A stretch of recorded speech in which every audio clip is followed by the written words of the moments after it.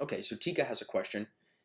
Just had a question about psychology. How did you overcome your psychology in Forex, such as forcing trades? It's a good question. I've been reading a lot of psychology based books that are not written by traders because I'm interested in how we make decisions as human beings.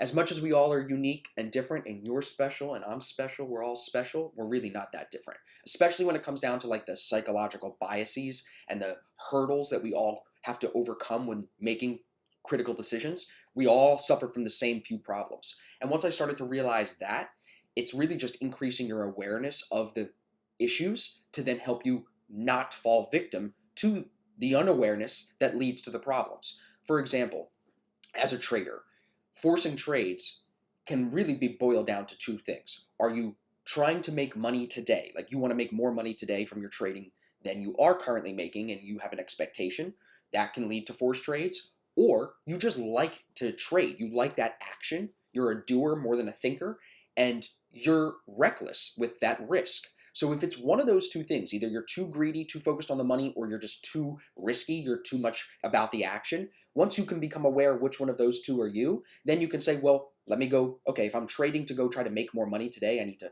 squeeze all the lemons out of the market and make my $1,000,000 today. Maybe I should just stop doing that because that's clearly not working, and I should go look for another job, create another stream of income, start a business. Today is the easiest day, no matter what country you live in. It's still the easiest day in human history to create wealth for yourself with your own business because of the internet.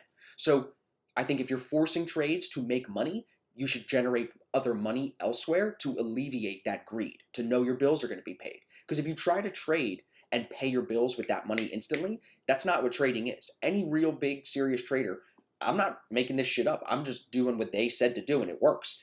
You build your trading portfolio for the long term. Very few traders that I work with or have ever learned from are like, oh, I have a $5,000 account and I take out 5,000 a week and I pay my bills, I flip it in a week. Like no one does that. The guys that are really making big money have 6, 7, 8-figure accounts, and they're risking very small percentages of that to grow it slowly. But a small percentage of $1,000,000 would be probably your month's rent. So if you're in that boat, it's just about creating other revenue for yourself, creating other money for yourself, whether it's online or whatever you decide to do, to then make the trading easier, to take the greed away from the trading. And then in the other boat, where you just like the action, you're a doer more than a thinker, if you could just be aware of that, like you're not thinking enough, then you can go and be deliberate about building a trading plan, finding more precise rules, and then following those rules. It's discipline. If you're too much of a doer, you lack, in my opinion, just enough discipline. You still could be very disciplined, but not enough. The thinker in you should, on this shoulder, should come out and balance the doer over here so that your thinking and doing are not off tilt.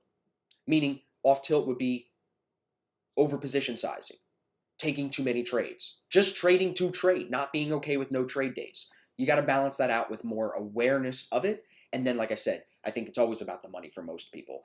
Create other revenue for yourself, get another job, start a business, do something like that to increase your overall bottom line for you as a person. And then trading gets a lot easier. And then you'll have more money to trade with too, you know?